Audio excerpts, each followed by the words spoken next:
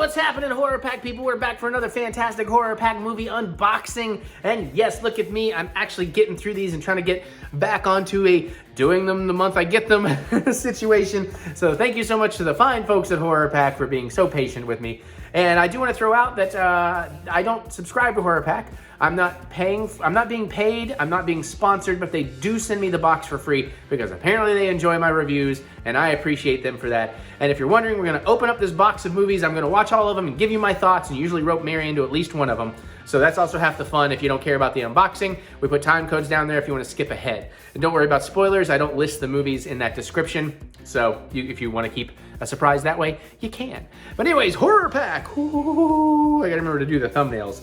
We're on to the March 2023 Horror Pack, and if you don't know, for about $25, it may be cheaper for DVD, but you can choose DVD or Blu Ray, and you're gonna be sent 4 horror films for you to own. And one of those is always going to be an exclusive that, at least at the time of the box release, is only available through Horror Pack.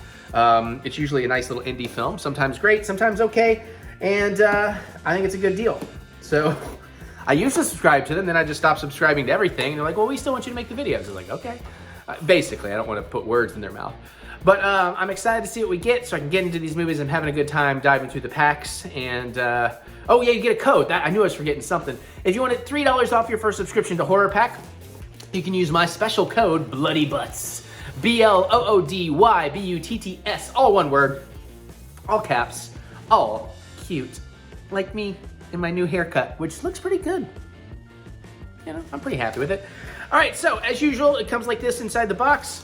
I'm gonna peek at the spines to look for that exclusive number on the exclusive to make sure I don't open it out of order, although I can already tell I have need to turn them over because we do have a slip case in here, and uh-oh, I'm looking at the wrong side, so maybe not. Maybe I don't know what I'm talking about. Okay, that's the order we wanna go in. You know what? Cheers. All right, let's see what the first movie up is. By the way, I have a huge, almost 8,000 title physical collection. It's fairly rare, although they often surprise me that I get something I don't have, but it's always a good excuse to go revisit something. So let's see what we got. First movie of the March pack, we get, oh, another double feature. Okay, well, we're doing 5 movies this month.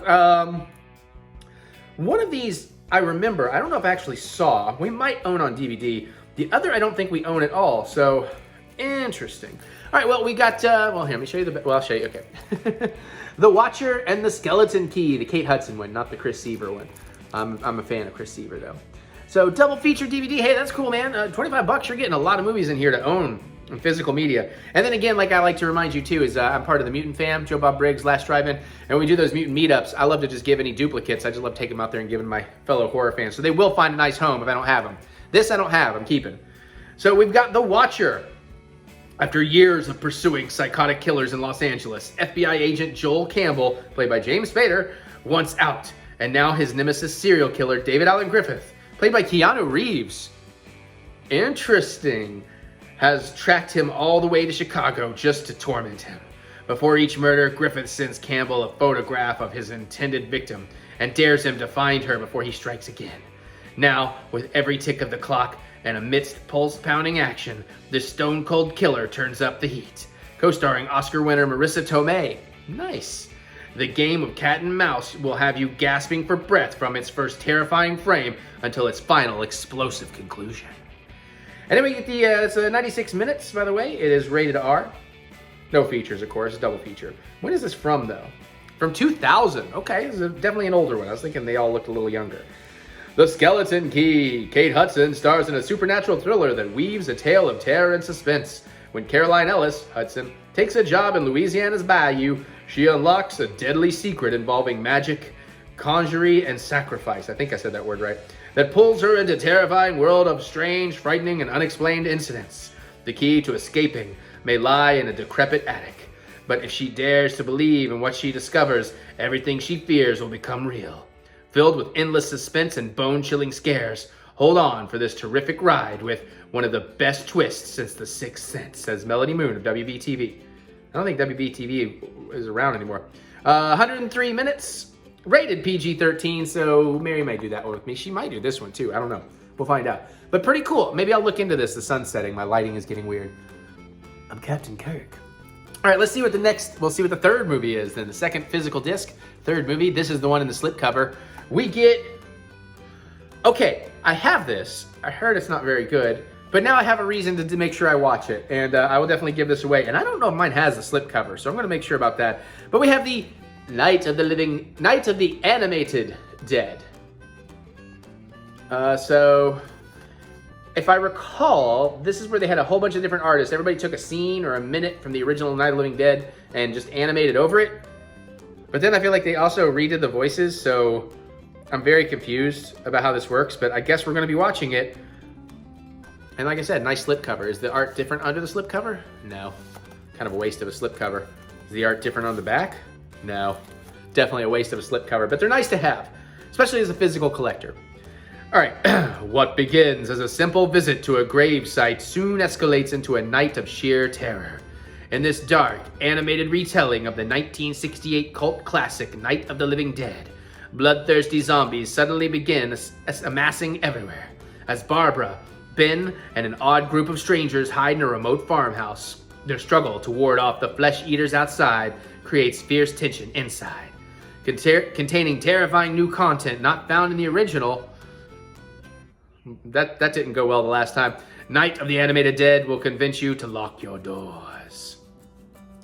So this doesn't really tell you anything about what the concept is here. If it's, because I mean, you look at the art style. I mean, I'm pretty sure they all look like different art styles. So I guess we're gonna find out when I watch it and do the review section. So cool. I mean, I'm excited to give it a go. I like everything. Night of the Living Dead is my second favorite all-time film behind Dawn of the Dead '78. As a matter of fact, when I got my haircut today, I was talking about Night of the Living Dead, and the guy brought it up. We were having a nice horror movie conversation. And Sid Haig and House of a Thousand Corpses, Rob Zombie, a bunch of stuff. All right, let's see what the last movie is before we get to the exclusive. We are getting, okay. I have rewatched this fairly recently, but you know what, fuck it. I'll give it a go again. I've got time. It's a great movie. We have the, 2018, I want to say? Halloween.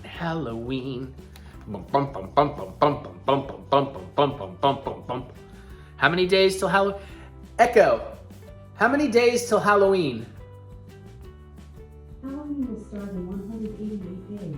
On Tuesday, 188 days till Halloween, Halloween, Halloween. 188 days till Halloween, Silver Shamrock. By the way, I'm not going to tell you here because I don't want to spoil anything, but did you hear about the post-credit scene they wanted to do on Halloween Ends and didn't? That would have been so cool. They really missed a boat there. Anyways, I'll give this a go. It'll give me an opportunity to go check out Halloween Ends again and give it a fair shake because I did not like it the first time. I think I'll like it a second. But this is, of course, the 2018 great retelling. I watched that probably about 188 days ago. We are halfway to Halloween. All right. Oh, did I read that? I didn't read that. Sorry. Also, I'll watch the 4K. Thank you.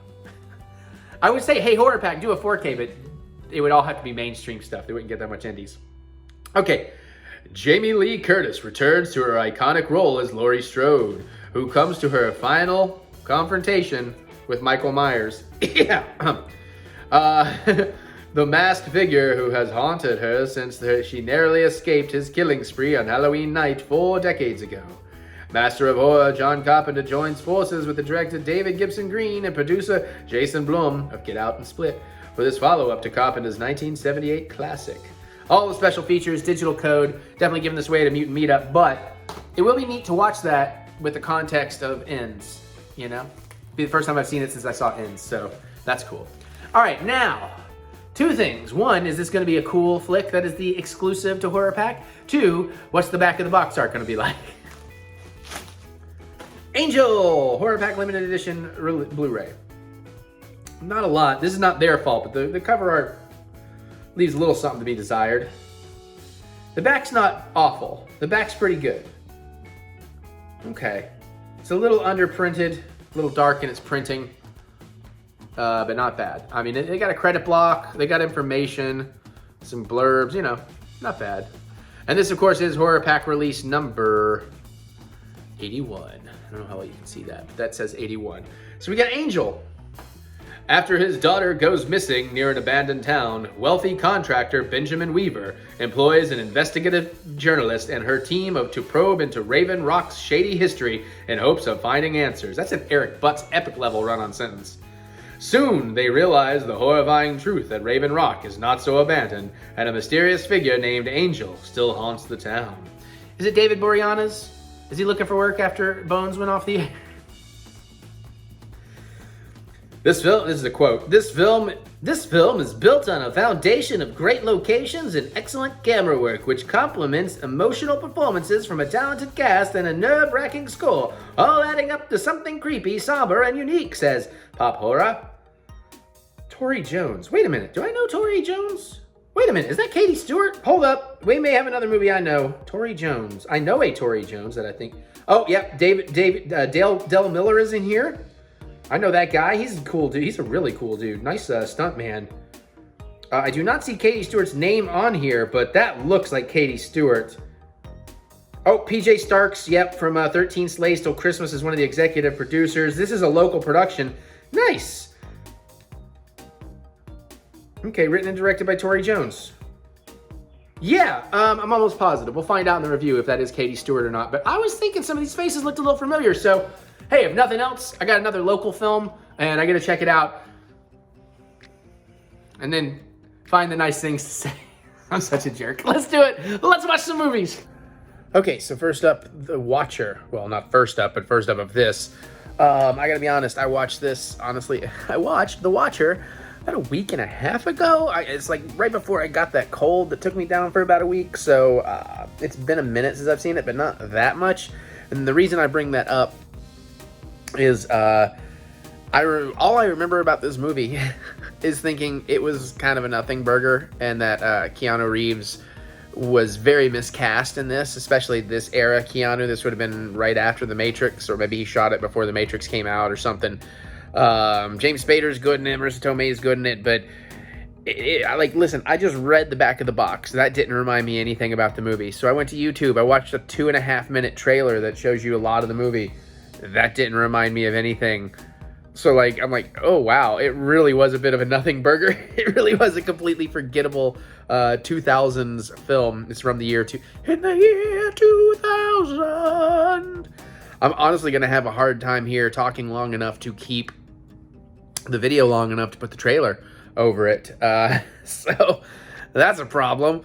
But like I said, the standout of this is how miscast but Keanu Reeves was. And thank the maker, it was only 96 minutes, so it's a nice, tight, fairly fast-paced movie. There's nothing bad, per se, about it. It's just pretty middle-of-the-road, generic, mastermind, serial killer, cat and mouse with a police detective, retired, hard-boiled, grizzled detective thing. So, kind of story you've probably seen 100 times already. And, probably see 100 more, and that can be fine if it's elevated by really clever twists or, really clever performances, but nah. And I don't think it was like a paycheck. I think everybody here was trying to make a good movie. They really were trying to give it their all and do something, especially Keanu Reeves. He was really going for it, but it just didn't work. He's not a Hannibal Lecter, you know what I'm saying? It's not very violent. It's not gruesome, at least that I recall. But it baffles me that if maybe it's been 2 weeks at most since I've seen this movie. And I know I've trained myself to forget movies fairly well so that I can enjoy them again fairly often. But it's crazy that I could read the back of the box here and I could watch the trailer and really it doesn't trigger any memories of any of it. I know I've seen it. I remember that I've seen it. But I don't remember what any of that has to do with anything or how it resolved or anything. So, like I said, I think the best description of that one is it is a bit of a nothing burger, which makes me worried because I'm probably watching this with Mary tonight, and it's like, ooh, if that's the double feature, whew. But I appreciate getting double features out of Horror Pack and everything, but man, that just did not work well for me. That's probably all I've got to say about The Watcher. I know it's a short one, but hey, what am I going to do?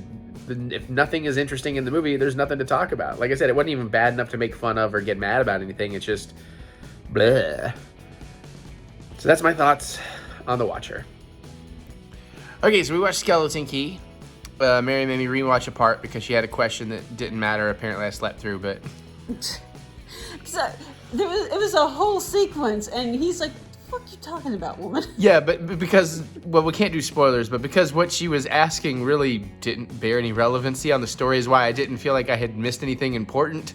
So I do see what I missed, but I still don't think that any of that was important. I mean, to the specific... Anyways, the point being, I was kind of slightly dreading this movie. I didn't think this was going to be something I was going to like, especially being PG-13 horror and all that. But honestly, I was sleeping because I'm old and I've had wine and it's late. And it's a comfortable couch. Kind of like my bed. It's like, you know, you've been in my bed. Like, I don't want to get out of that After bed. the first time I looked at him, like, you're still awake. He's like, I'm awake. And then it was after that. Actually, I think the last time you did that was right before that scene. I had to go back and rewatch. Anyways. Hey. Oh, okay. Yeah, you No, can you're good, Eddie Bit. But honestly, actually a really good movie. I really like what this story ends up being. I really like how it turns out. I really like the ending. I think Kate Hudson's really good in it. Stylistically, locations, all that stuff is really, really cool. Even though you kind of think you know what's going on in the beginning and maybe you'll be partly right, you might not actually be right because it does still take some fun twists and turns along the way. Mm-hmm. You know, it's paced pretty well. It's cool soundtrack, some cool history of hoodoo voodoo. And if you don't know, I'm not making shit up. Those are two different things. It's not just that old saying of hoodoo, the voodoo that you do. Because right, if I'm not mistaken, voodoo is like when it's used. It's the more nefarious type stuff, and hoodoo's more protected. Again, you may have fallen asleep. I'm sure I dozed on that. I was going from memory. Voodoo's the actual religion. Hoodoo is the magic. Okay. So okay, all right. But yeah, when the zombies come out, and the one zombie fights a shark, and then that lady gets her eye impaled on a wooden splinter from the zombie. I think we switched movies. Oh wait, I'm doing Fulci's zombie. Shit. Right. Oh, is it because the gates of hell opened and they had that blind lady on that long highway over the ocean? Again, wrong movie. Well, that's in New Orleans at least. Oh, that's right. That's Fulci's The Beyond. I think that is sort of an unfair issue that I might have with a movie like this, and even had back when it came out, and why I kind of dismissed it, is it looked like it was kind of, because so many locations and like, you know, some of those Fulci films, it felt like it was going to be an Americanized Fulci that pulled all of its punches, especially being PG-13. I don't know why I would have ever expected that, but it's where my headspace was at in 2005, I guess. So I just always kind of never cared about this movie and ignored it and thought it would be bleh. And still, as a PG-13, like, for it to be scary, it's not terribly scary. It's not gory. It's not really scary, but it is psychological to a degree. Yeah, it's a good story. I mean, I'm going to give it that. It's a good story with good performances, great production design, cinematography, all that stuff is really well done here. This is something I would watch again. Like, I would be okay with watching it again. Especially, you know, it's one of those that now you know what the story is and where it goes. Yeah. It'd be fun to go back and see the little hints and stuff. So I'm pleasantly surprised, and maybe because my expectations were lower going in or something, but I very much enjoyed this. I liked the use of music and records. We had some fun Evil Dead jokes, Evil Dead Rise jokes to make in there. No spoilers for that either, but... Yeah. And yeah, and in 2005, I think the funniest thing is Mirror's like, wait, we were still using paper maps in 2005? And it's like, yeah. Like, as well, like 2002, I want to say, is when the first BlackBerry came out. I think the first iPhone was like 2005, or maybe even the iPod. Probably the iPhone. But I like it. It was a good time, and I think you liked it too. You seemed very engaged. Yeah. Engaged enough to be like, dude, you need to go back and watch the scene so I can argue with you over... Because I explained the entire thing to him, and he's like, woman, what are you talking about? Well, I'm like, it was an entire... Well, the problem I was having when she was trying to describe it, and you know, this is fair enough on me, is, and I can say this without spoiling anything, because I'm just giving you a rough idea, but it was that thing where you're trying to explain to somebody something, and you're like, well, you know, the kids of that couple, and then those people that did this happened, and then this happened with those people, and then the daddy, and you're like, wait, okay, because I don't have character names, or I'm not, like, I'm just losing the plot, so I was like, let's just go back and watch the scene, because I can't follow. But it's also one of those movies where I know him well enough to know that he doesn't know the names of most of the characters. Well, yeah. I know I don't know the names of most of the characters. It was Coraline and David and Papa Shango. I think Hulk Hogan. Yeah, again. And if you didn't know, that was an actual wrestler. I wasn't saying anything uncouth. I know you. Is that Nappy Man? I figured that was Itty Bit trying to make a cameo. I know, I see it now. You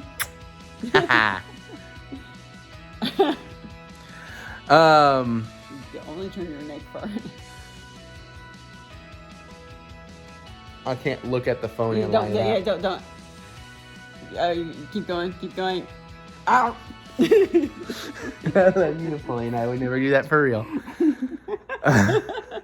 We have to make our own fun. Yeah, exactly. All right, well, I stepped out of this video tonight so I can get it out. And guess what? I've already watched all of the April movies too, so I just got to get her to watch one April movie, and we'll have that one done, and hopefully out next Friday, and then we'll be back on the proper path of doing these damn things within a couple of weeks of receiving them, because I do enjoy it. But also new life changes. Very exciting life changes. Very exciting. When did you learn how to do the crossroads? Oh, listen to Mary making wrestling jokes. It's the American Nightmare, Aaron Purr. Nah, Aaron's way cooler than him. Now I'm picturing a wrestler like going and, you know, rubbing up on the other wrestler like, what am I supposed to do with this?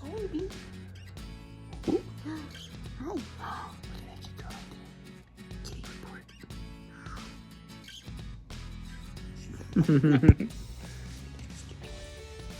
you, Napoleon. It's like, I don't care. All right, well, anyway, so that was actually good. I really liked it. Bye. Okay, so I just watched Night of the Animated Dead. First, I do want to point out, I was confusing this earlier with what's Night of the Living Dead Reanimated, I believe is what it's called. So that's a different thing where other animators took over the original audio from the film.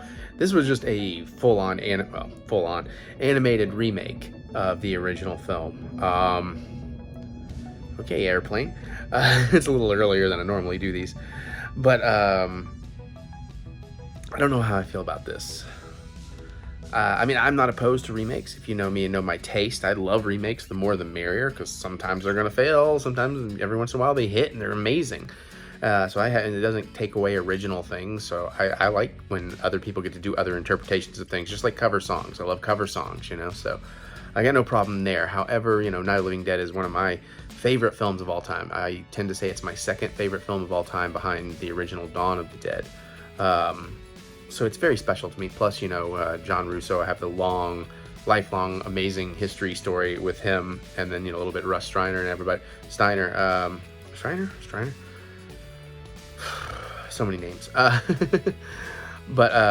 you know, Russo going from, like, his books taught me to getting to meet him and him being a mentor and becoming a friend, like, a valued family friend. So, anyways, it's crazy. So, here's the thing. I'm going to talk a little bit of spoilers here, but mostly just Night of the Living Dead spoilers. The movie's been around so long. And if you haven't seen it by now, you probably don't care about spoilers, so you can skip this and come back. There's not really anything different in here to spoil, so I am going to talk a little bit about the biggest changes in general they made here. And like I said, I'm still not 100% sure where I sit with it, so let's talk about what they changed. Well, first off, it's like an hour and 10 minutes, and probably close to 10 of that is credits. So they definitely shortened the movie, but they did kind of add some stuff. And I think really the shortening is they didn't really skip over much, if anything. They just really made it move a lot faster, made everything happen a little bit quicker, no real lingering on things. Also, I'm not entirely sure. I really kind of wish there's a black and white version of this. Obviously, I could turn the TV black and white or whatever, but I feel like, and I don't mind color, like the Savini remake is in color, it's great. But something about this animation, it being in color, made it less interesting for me. Like, even if you didn't want to go full black and white, but do like more of a subdued, dull kind of thing, you know, because this is pretty colorful. Or at least play with what colors are bright, which we'll get to that in a second. So that was kind of bothersome. The actors aren't really, I mean, they're great actors, but in this, it's just kind of, it doesn't feel like it's real characters being performed as much as it does feel like people who maybe don't do, not everybody, we know some of these people do, but the people who don't do a lot of animated work. There was a pretty great scene with Judy and Tom.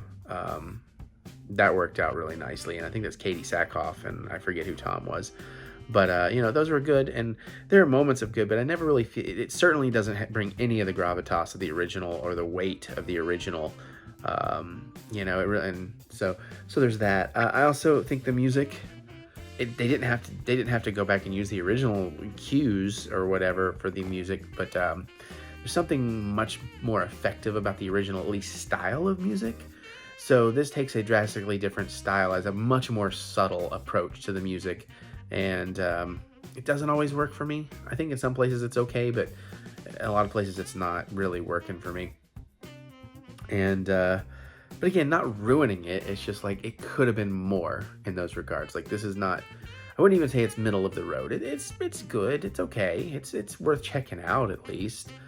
Now, the biggest difference about it, and here's where I'm really on the fence, of two minds here. And I think I'm starting to lean towards one. I really did just watch this. I'm not waiting till the next day like I do with a lot of the reviews. But it's basically the same movie, a lot of the same shots, you know, same character, same design. They don't really change anything there.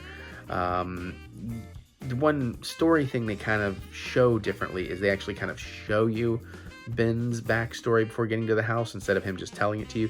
Makes sense to do that in animated. I don't know how well it really comes across. It's not bad. It's pretty good. And maybe that's just where I just need to sit with that for a minute. Other than that, it really is, for the most part, just, they made this very gory. Like, very gruesomely gory, and I don't know that the animated style translates the gore that well all the time, and there's at least one time in here where it's so ridiculously violently gory that is fairly comical. There's even a little, like, beat right after that's very comical, and it just, I don't know, it kills the tension if there was much, you know. So my two minds are, one, I don't know why. Like, the original it had gore for its time, but it didn't even need a lot of it then. And I'm not opposed to putting gore in a Night of the Living Dead remake, but like a Savini one, that was gory. You know, enough other, rest of the movie needs to be a new interpretation for me to be more comfortable with that change, that drastic change from the original. However, at the same time, I also have the thought, well, George did make the rest of his zombie saga very gory. And I may have known at one point, but right now I can't for the life of me think, was he into doing the gore or not? He probably was. I feel like he had that sense of humor that he enjoyed grossing people out. So theoretically, he might approve of the gore editions because he would have done that given the time and the technology and the budget, of course. So it's like, well, maybe. And then I do like, particularly, there's some extensions at the end that kind of really do get a little unnerving, because it does kind of go on so long with a certain process that it's like, yeah, bodies really just are kind of meat. And I don't necessarily mean a feeding or anything, just, you know, I don't know. If you know the ending, we're kind of talking about that. So, but I did and didn't like that. But again, the gore, I don't know where I land on it. Like, and a lot of it's actually pretty cool, but I mean, I don't know. So again, I didn't love this for sure. I didn't hate it though. But I don't know if I'd really be excited about watching it again. Maybe. I feel like it's the kind of movie I'm gonna remember not being sure if I wanted to watch it again. And then maybe one day I'll watch it again. And then who knows if that'll be the last day. I don't know. But yeah, I'm just kind of, I'm not completely on the fence of this in terms of like, yeah, it's okay. But I'm a little on the fence about it. Anyways, that's my thoughts on Night of the Animated Dead. I think Night of the Living Dead Reanimated, I think that was supposed to be pretty awful, but I kind of want to see it now out of curiosity. Okay, next movie. Halloween. Ooh, 2018. My fourth, fifth, sixth time watching it? I don't know. Still a really good movie. Still really strong. Still does a great job of making me actually care about the characters, particularly enough to feel bad when they die. Like, you know, I don't know if I really probably shouldn't. But, you know, peanut butter on my penis is funny. That was really sad. I love the twist of the end and what's really going on with Jamie Lee's house. That was pretty fun. It did feel like that could have been a definitive ending to the story, but it's Michael Myers. You know it's not. It's like a comic book. He'll never die. And I'm fine with that. But yeah, and I like the kind of the story they did of like the tragedy of the Jamie Lee's daughter and transferring down to the granddaughter and all that. think there's some pretty interesting stuff there. I also like all the concepts of the prom-ish Halloween dance, whatever it is. That's pretty cool. And, woo, science. Mary sneezed and she scooped poops. And again, the kills are pretty brutal. Like when Michael goes through the town, in and out of people's houses and that kind of one take thing, that is pretty phenomenal. And it is quite brutal and just one hell of a kill sequence, and possibly one of the greatest sequences in any Halloween film, to be honest. I don't know, this is not necessarily my favorite Halloween film. I think I still there's something about 4 that appeals to me. You know, I saw it at the right age, at the right time, so that's kind of like my favorite. I'm not saying it's the best, but it's my favorite. Plus, you know, I love Danielle Harris. Like, I grew up the same age as her, so I've always kind of had a crush on her when I was younger. You know, it was age appropriate because I was the same age. I don't look back and have a crush on her now at that age, no. She's still pretty cool, though, in real life. Also a Whovian, I believe, so very nice. But what else can I say about this movie? Because I feel like I've talked about this movie a lot. And honestly, too, I think I've caught Mary's cold, so my throat is kind of bothering me, but I need to put enough time in here for the trailer to play. So what else can I tell you without spoiling? Oh, yeah, the podcasters, the journalists, the investigative journalists. Douchebag central, but pretty interesting. And they never really tell us, not that we needed to, but in all the trilogy, they never really connect with who was there in to actually get access to all those records and Michael's mask and all that stuff. So that's interesting. Also, going forward, knowing the movies after this, it is kind of cool how a lot of these smaller characters are set up and return later. Like, they were just not really anything in this movie, but it's like, you know, we can play with those characters and continue this long Halloween night, which is what originally the original trilogy of the new stuff was supposed to be. It was supposed to all be on one night. They just greatly changed that last movie when they started making it, so that's a little weird. But we're not talking about that. That's a whole other story for a different day. They'll eventually probably send us that in horror pack as well. Hi, Jack. I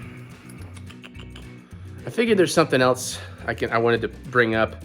The best friend who's actually really cool until he's not.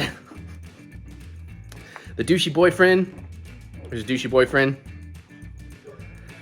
Jamie Lee probably could have saved a lot of the troubles and a lot of the problems if she would have communicated better.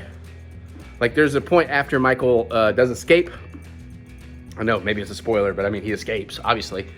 That she's in the house trying to convince him, like, you need to leave, we need to go now. And they just get upset that she has a gun. And it's like, at some point, in all that time that they're shoving you out the door, yell, Michael Myers escaped. That might stop them in their tracks and be like, oh, wait, what? What are you talking about, Jamie Lee? You know, but then you wouldn't have a movie. Also, the Doctor, the new Loomis, I really liked that. I would have loved to gone more onto that, particularly in the future. It could have been an interesting way to do a modern version of the Thorn cult, but because I always liked that element of Michael more than just the straight up slasher, which is why, you know, I enjoy the Rob Zombie movies as Rob Zombie movies, but they don't hit for me as Halloween movies because he goes straight just serial killer brutality, and I always like the more eerie cult vibe of it all. So, but this is great. The music is fantastic. Carpenter's return is incredible. The additions and like the guitars and like the kind of stuff. Absolutely fantastic additions. Jack is wilding out. But yeah, it's a great movie. What am I going to tell you about it? We've seen it a bunch. He's coming for me. He's coming to get me. Hi. Boop. Yeah. Okay. So anyways, I guess that's what I've got. Maybe you and I need to watch a little Raw draft. Doesn't matter. I'm just saying. Okay. I stopped talking. Next movie. Bye. Next movie. All right, so let's talk about Angel while I wait for Joe Bob. I actually filmed a good 5-minute review of Angel, and my phone crapped out on me, so I don't have it, so I got to do it again. Anyways, this is another Kentucky-made local film. I know and have worked with a bunch of people on. I'm aware of Tori Jones, the director. I don't think we've actually met, unless it was just briefly at a convention or something. I know he's made a couple other movies, and I know this was not his first movie. You know, and listen, I'm not going to be as harsh, especially when it's people I know, as I might be, although I'm rarely harsh, because he got it done, he got it distributed, and that in itself is a huge win. A lot harder than people understand to get done in any regard. And it's not terrible. Parts of this work really, really well. I do think, for me personally, the killer that's going on in here didn't really do much for me. I don't think it was that interesting of a story or a concept personally, but you know, it's okay. The movie's not really boring or anything. It moves pretty well. It's got a nice pace. It's well edited. It's mostly shot well, although there is this one whole sequence where I don't know if they put the tripod on a wobbly table or just the whole room was wobbly, but the whole time everything just seemed jittery, and it was definitely not a story reason, so that was a little odd. Some great faces to see in here again. As usual, I was right. That was Katie Stewart on the back of the box, so it's great to see her again. Although I would not say this is a role to judge her from. I feel like there's a lot of different tonal shifts, and it's kind of a little bit all over the place, but I kind of feel that with all the characters, so I don't know how much of that's coming from writing just not being 100% or directing not being 100% or at least performance direction not being 100%, but it's always good to see her.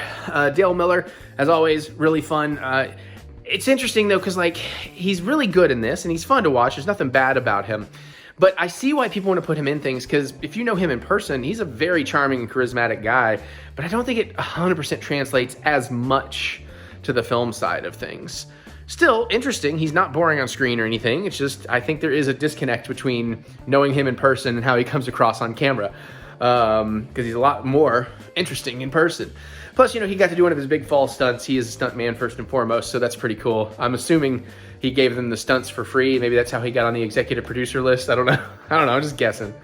Some other fun faces. James Tackett is in this. He is great. I don't think I've ever actually worked with him. I've hung out with him a lot, and I've seen him in a lot of stuff, and it's usually comedy, and he's really good at comedy, but this is a pretty straight drama role, and he was fantastic in it, I thought. So I want to give him some major points for that. I saw Nathan Day, who I've never actually worked with, but I know him. He's made some movies around town, so that was kind of cool. A little Cherokee Hall cameo as one of the religious zealots. That's always fun. Good buddy of mine. I've done a lot with Cherokee. And then at one point, Russ Coy is on there. He's like a TV interviewer or something, and it was really neat seeing him because I definitely worked with him and directed him when he was Katie Stewart's sexually abusive boss in Girl Girl Scene. So, you know, it's a small world. What are you going to say? Now, I do remember one of my biggest complaints about this. It just did not work for me. It is the music. I think the music is well done. It's well produced. It's good on its own, but it's not like an actual score. It's kind of rock tracks that after a while get a little repetitive. You know, just kind of like guitar, bass, drums, rock tracks. And I think it really undercuts a lot of drama and like emotion and just vibe and creepiness. Cause like there's definitely a part where you're supposed to be building up to something really creepy and then kind of jump scare-ish, not really jump scare. But the music is just kind of flat. In this, not bad, I'm not knocking the music. It's the use of the music. In the scene, it keeps flat because it is kind of just straight across. There's no real hills and valleys in the music. There's no building to anything and coming back down from it like an orchestral score would typically give you. So I think that was maybe not the best choice. It could have gone with some more traditional music to really amp up some of the horror elements and such.